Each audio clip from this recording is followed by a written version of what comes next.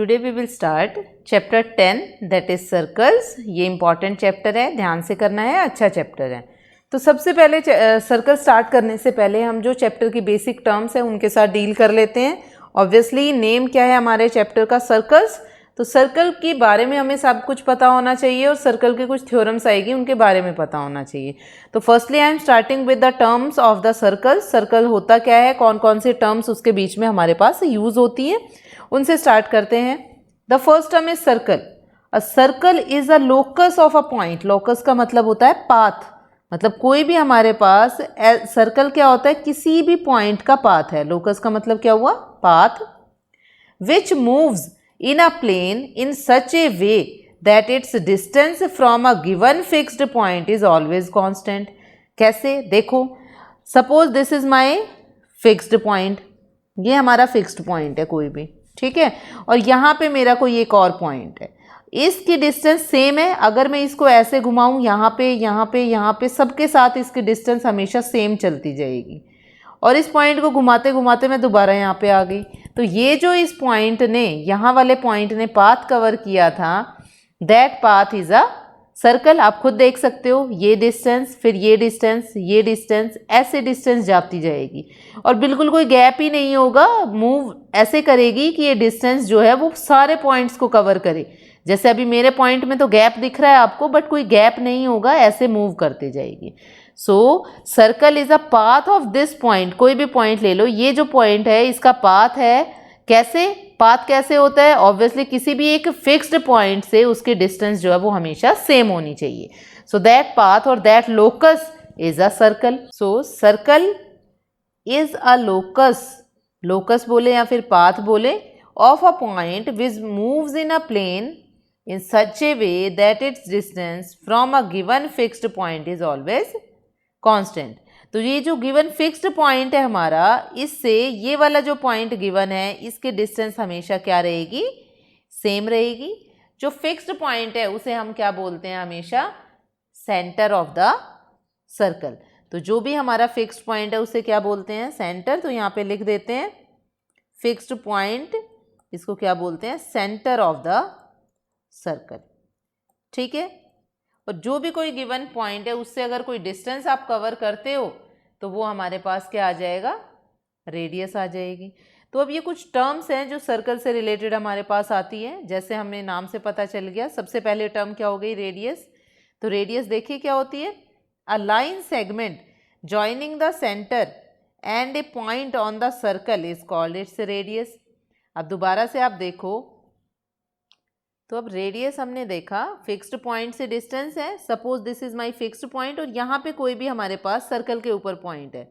So this distance, इसको name अगर मैं ओ देती हूँ और इसको नेम अगर मैं ए देती हूँ, तो हमारी रेडियस क्या होगी, O A is the radius of the circle, ठीक है। ज़रूरी नहीं है ए पॉइंट ही लें आप, यहीं पे पॉइंट लेना है, आप कोई भी पॉइंट ले सकते हो। और ये तो आपको पता ही है, radius of the circle are equal. कहीं पे कोई भी पॉइंट ले लो, सारी रेडियस क्या होंगी हमारे पास, इक्वल होंगी। प्लूरल ऑफ द रेडियस हमारे पास क्या होता है, रेडियाई। इन केस अगर रेडियाई बोले तो कंफ्यूज नहीं होना है, प्लूरल ऑफ द सर्कल होता है रेडियाई। अब सेकेंड टर्म आती है हमारे पास circumference. Circumference of the circle क्या होता है, the perimeter of the circle.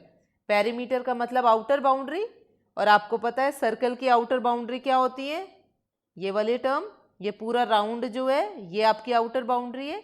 तो सर्कमफेरेंस ऑफ द सर्कल क्या होता है हमारे पास, 2 पाई आर। तो circumference of circle equals to, अगर यूज हुई तो हम क्या यूज करेंगे, 2 पाई आर। अब 2 पाई आर कैसे होता है, 2 पाई का मतलब टोटल एंगल कितना हुआ, 360 डिग्री, और आर का मतलब जो हमारी रेडियस है, जो लेंथ है। अगर आप सर्कल में ऑब्जर्व करो, if I am starting with O point और ये डिस्टेंस है, तो ये डिस्टेंस कितने टाइम्स कवर हुई, जितना इसने ये डिस्टेंस कवर किया, जितना ये एंगल कवर किया, तो ओ ए डिस्टेंस कितने टाइम रिपीट हुई, 2 पाई टाइम रिपीट हुई, क्योंकि पूरा टोटल एंगल कितना बना, 2 पाई। तो वही मैंने लिखा है, रेडियस जो है वो 2 पाई टाइम्स रिपीट हुई है, यानी कि 2 पाई आर। तो इसलिए सर्कमफेरेंस हमारी क्या हो जाती है, 2 पाई आर। तो अब नेक्स्ट टर्म आती है हमारे पास chord, chord of a circle. तो पहले देखते हैं डेफिनेशन क्या है, फिर फिगर बनाते हैं। वैसे पता है आप लोगों को, ऑलरेडी हम बचपन से पढ़ते आ रहे हैं। A chord of a circle is a line segment joining any 2 points on the circle. Circle पे कोई भी 2 पॉइंट्स को अगर आप ज्वाइन कर रहे हो और जो वो लाइन सेगमेंट बनती है, that line segment is called a cord. तो पहले एक सर्कल ड्रॉ करते हैं, फिर देखते हैं। Suppose this is my circle. Circle पे आप कोई भी 2 पॉइंट्स ले लो। सपोज एक पॉइंट मैंने लिया यहाँ पे और एक पॉइंट मैंने लिया यहाँ पे। अगर हम इन दोनों पॉइंट्स को ज्वाइन करते हैं तो हमारे पास क्या आएगी, कॉर्ड आएगी। सो दिस लाइन, यहाँ पे मैं इसको क्या नेम दे दूँ, सपोज पी क्यू मैंने अगर नेम दिया तो P Q line is a chord. Chord का मतलब क्या हुआ, कोई भी 2 पॉइंट्स आप ज्वाइन कर सकते हो, ऐसा कुछ नहीं है मैंने पी क्यू लिया है, आप कहीं पे कोई भी पॉइंट्स ले सकते हो। अ chord of a circle is a line segment joining any 2 points on the circle. Circle के ऊपर अगर कोई भी 2 पॉइंट्स हैं और उनको अगर हम ज्वाइन करते हैं तो वो जो लाइन सेगमेंट आएगी, that line segment is a cord. अब आप देखो, मैंने एक पॉइंट P लिया, एक पॉइंट Q लिया। आप कहीं पे कोई भी पॉइंट ले सकते हो, ज़रूरी नहीं है सीधी ही लेना है, टेढ़ा लाइन भी ले सकते हो। So this PQ line will be a cord. तो PQ को क्या लिखेंगे, यहाँ पे कॉर्ड लिखेंगे, यहाँ पे PQ हमारी क्या हो गई, कॉर्ड हो गई। ठीक है, फिर आती है नेक्स्ट टर्म हमारे पास diameter. A diameter is a chord of a circle passing through the centre. So suppose this is the centre of the circle. तो हमारी कॉर्ड क्या होगी, सॉरी डायामीटर क्या होगा, जो इस सेंटर से पास करता हुआ जा रहा है, that line is a diameter. Centre से पास करते हुए जो भी लाइन हमारे पास जाएगी, that line is a diameter. कुछ भी नेम दे देते हैं इसको, ए बी नेम दे दिया मैंने यहाँ पे। So A B will be diameter. ठीक है, दूसरी चीज़ अगर आप ऑब्जर्व करो तो ओ से ये वाला जो O पॉइंट है, यहाँ से O की डिस्टेंस, ये तो हमारे पास रेडियस थी और इतनी डिस्टेंस इधर है। तो डायामीटर हमारे पास किसके इक्वल हो गया, 2 इंटू रेडियस। तो कई बार अगर क्वेश्चन में ज़रूरत पड़ी तो हम लिखेंगे 2 इंटू आर। आर का मतलब क्या है, हमारे पास रेडियस है। So diameter is just double the radius. अगर आपको रेडियस पता है तो आप उसका डबल करके डायामीटर फाइंड आउट कर सकते हो। इसी के साथ एक इम्पॉर्टेंट टर्म आती है कि diameter is the longest cord. तो डायामीटर हमारी वो क्या है, longest chord of the circle है। कैसे, आप खुद ऑब्जर्व करो, सिर्फ सेंटर से पास करने वाली लाइन ही सबसे बड़ी होगी, उसके अलावा जितनी भी लाइंस होंगी वो उससे थोड़ा बहुत तो छोटी होगी ही होगी। So diameter is the longest chord, ये भी ध्यान रखना है आपने। उसके बाद बात आती है हमारे पास secant. A line which intersect a circle in 2 distinct points is called a secant of the circle। तो कोई भी लाइन, अब यहाँ लाइन सेगमेंट की बात नहीं हुई है, अब यहाँ पे किसकी बात हुई है, लाइन की बात हुई है। और वो लाइन उसको किसी भी 2 पार्ट में कट करे। सपोज मैंने यहाँ से ऐसे कोई लाइन ले ली, अब ऑब्वियसली लाइन है तो एरो होगा दोनों साइड। यहाँ पे मैंने इसको नेम दे दिया RS। ठीक है, तो हमारी कौन सी लाइन है, सपोज मैंने लाइन को नेम दिया L। तो L लाइन ने सर्कल को R और S 2 पॉइंट्स पे कट किया है। तो हमारी सीकेंट क्या हो जाएगी, लाइन L। ये क्या है, हमारी सीकेंट है। और कहाँ पे कट किया, cuts circle eight R and S। कौन से 2 पॉइंट्स पे कट किया, R एंड S पॉइंट्स पे हमारे पास कट किया है। अब उसके बाद नेक्स्ट टर्म आती है हमारे पास, इंपॉर्टेंट है, ध्यान से, टेंजेंट। टेंजेंट नाम याद रखना। A line which intersect the circle in exactly 1 point is called a tangent. अब आप खुद देखो फिगर में, क्या कोई भी ऐसी लाइन है जो एक पॉइंट पे कट करे, सारी लाइंस 2-2 पॉइंट्स पे कट कर रही हैं। तो ऐसी कौन सी लाइन होगी, तो वो लाइन सर्कल के जस्ट बाहर से जाएगी। आप देखो उसने सिर्फ यहाँ पे कट किया, सिर्फ इस एक पॉइंट पे।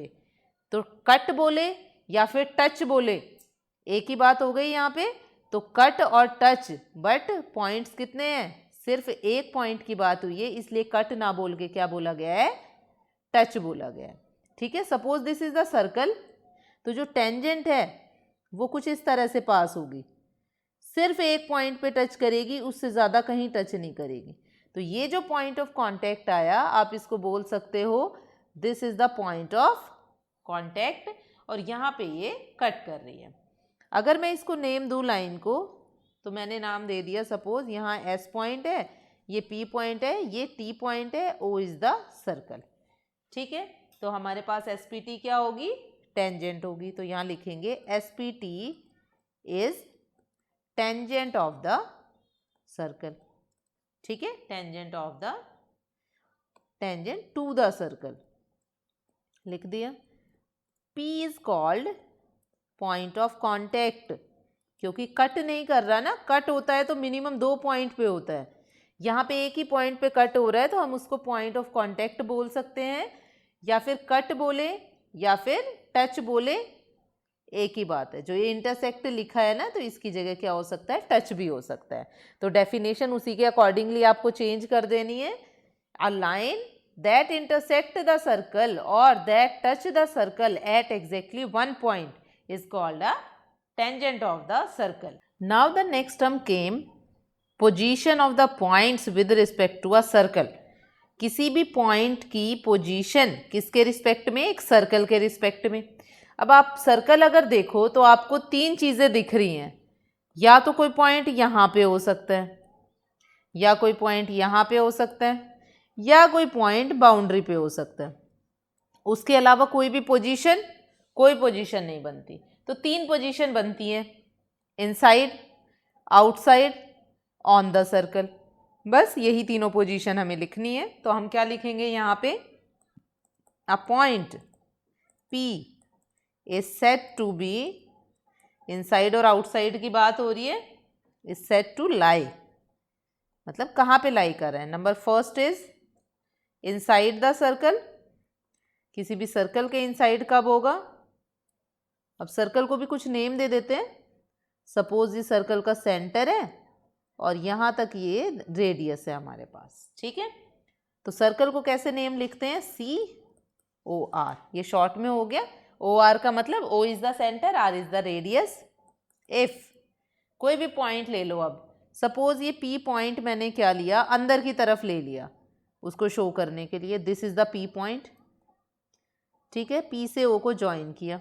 अब आप खुद ऑब्जर्व करो, if OP is less than radius, यही मतलब हुआ।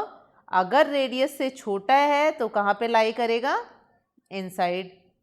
फिर सेकेंड पॉइंट हमारे पास क्या आता है, आउटसाइड। अब आउटसाइड द सर्कल कब होगा, जब ऑब्वियसली पॉइंट कहाँ लाई करेगा, बाहर लाई करेगा। इफ क्या होगा, देखो दोबारा से पॉइंट ड्रॉ करते हैं। सपोज मेरा पॉइंट यहाँ पे है, तो O पॉइंट से यहाँ तक की डिस्टेंस, इसको कुछ नेम दे देते हैं P डैश। ठीक है, इसको मैंने नेम दे दिया P डैश। तो यहाँ पे क्या आया, if OP dash is greater than radius. ठीक है, तो रेडियस से ग्रेटर होना चाहिए वो पॉइंट, आपको खुद दिख रहा है फिगर में, बोलने की बात ही नहीं है। थर्ड हमारे पास कौन सा पॉइंट आ जाता है, ऑन द सर्कल। तो ऑन द सर्कल कब होगा, जब हमारे पास रेडियस इक्वल हो जाएगी। इफ, अब देखें ऑन द सर्कल मैं R के साथ नहीं लेती, इधर कोई पॉइंट ले लेती हूँ और यहाँ से ज्वाइन किया। अब आप खुद ऑब्जर्व करो, P dash, P double dash ले लेते हैं। If OP double dash equals to radius. 3 points बनते हैं हमारे पास, तीनों केसेस हमने लिख दिए। फिगर में आपको क्लियरली दिख रहा है, आपको लिखने की ज़रूरत नहीं है, ये आप फिगर से देख सकते हो। ठीक है, O पॉइंट से अगर P पॉइंट हम ले रहे हैं, तो रेडियस से अगर छोटा है तो इनसाइड, बड़ा है तो आउटसाइड, इक्वल है तो ऑन द सर्कल। ठीक है, उसके अलावा अगर मैं डेफिनेशन की फॉर्म में बोलना चाहूँ तो इंटीरियर ऑफ द सर्कल क्या आ जाएगा, जो भी अंदर की तरफ सारे ये पॉइंट्स हैं इनका कलेक्शन करें तो ये सर्कल के अंदर का जितना भी पार्ट है इसे क्या बोल सकते हैं, इंटीरियर ऑफ द सर्कल। बाहर वाला जितना भी पार्ट है उसको बोल सकते हैं आउटसाइड या फिर एक्सटीरियर ऑफ द सर्कल। और ऑन द सर्कल है मतलब ये वाला जो सर्कुलर रीजन है उसकी बात कर सकते हैं। तो अब ये लिख लेते हैं सारे points, interior, exterior and circular region of the circle. अब हमारे पास नेक्स्ट टर्म क्या आती है, जो इंटीरियर और एक्सटीरियर हमने अभी डिस्कस किया था उसी को जस्ट लिख दिया डेफिनेशन की फॉर्म में। So interior of a circle is the region का मतलब जो पूरा स्पेस कवर किया है, consisting of all points lying on the circumference and inside it is called the interior of a circle. तो अब ये आपको ध्यान रखना है, OP और OP डबल डैश दोनों पॉइंट्स किस में आ जाते हैं, इंटीरियर ऑफ द सर्कल में। अगर अंदर हैं और सर्कमफेरेंस में है तो दोनों को मिला के क्या बोला जाता है, इंटीरियर ऑफ द सर्कल। और अगर पॉइंट्स हमारे पास बाहर हैं यानी कि OP डैश वाली कंडीशन है तो पॉइंट्स हमारे पास बनते हैं एक्सटीरियर ऑफ द सर्कल। तो इसकी डेफिनेशन भी देख लेते हैं। The region consisting of all points lying outside a circle is called the exterior of the circle. आपको सिर्फ इतना ध्यान रखना है कि हमने जो ऊपर फिगर बनाई है इसमें P और P डैश वाले पॉइंट, P और P डबल डैश वाले पॉइंट इंटीरियर में लाई करते हैं। P डबल डैश वाला पॉइंट जो है वो इंटीरियर में जाएगा और P डैश वाला जो पॉइंट है वो एक्सटीरियर में जाएगा। तो ये तो थे इंटीरियर और एक्सटीरियर पॉइंट्स के जो हमने अभी डिस्कस किए हैं। इसके आगे की टर्म्स हम नेक्स्ट क्लास में डिस्कस करेंगे।